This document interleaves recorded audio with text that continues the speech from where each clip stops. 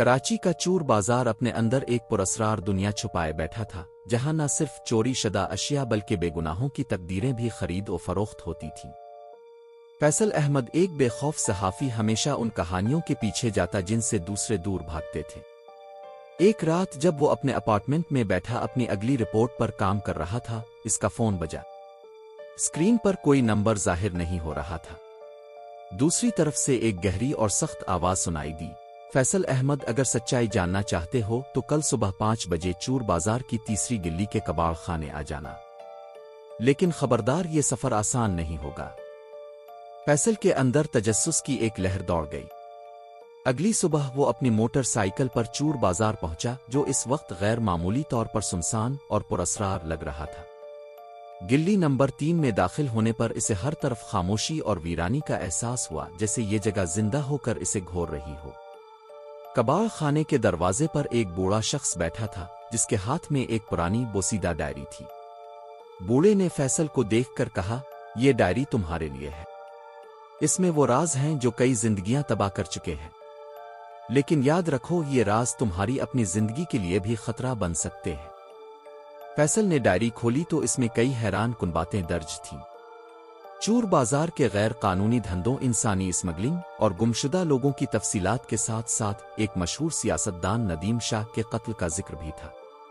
ندیم شاہ کا قتل سالوں پہلے ایک حادثہ قرار دے کر بند کر دیا گیا تھا، لیکن یہ ڈائری کچھ اور ہی کہانی بیان کر رہی تھی۔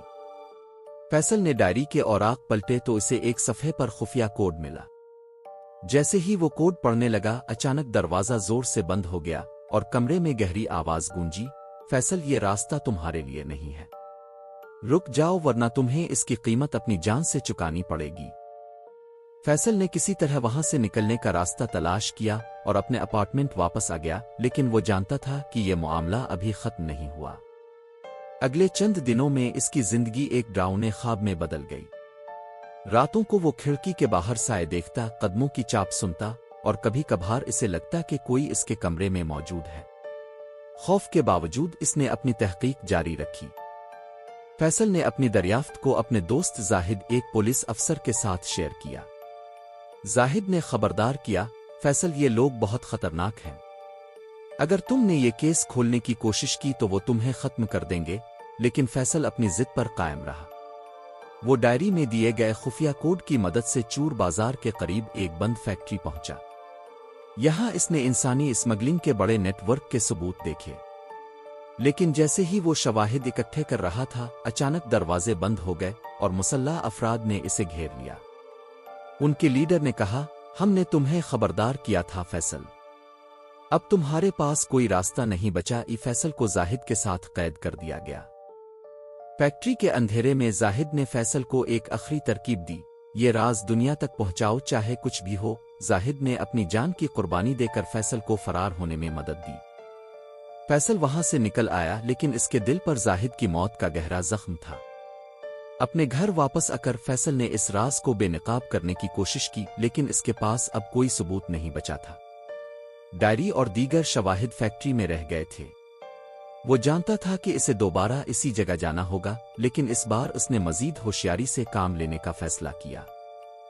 فیصل نے اپنے کچھ قابل اعتماد ساتھیوں کو شامل کیا اور منصوبہ بنایا کہ فیکٹری کے اندر چھپے تمام رازوں کو کیمرے پر قید کرے۔ اگلی رات فیصل اور اس کے ساتھیوں نے فیکٹری میں گھسنے کی کوشش کی۔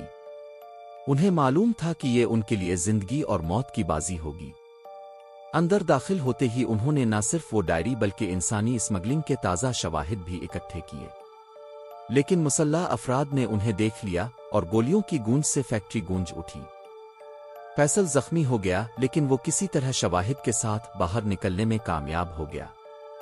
اس کے بعد فیصل نے یہ راز میڈیا کے ذریعے عوام کے سامنے پیش کیے۔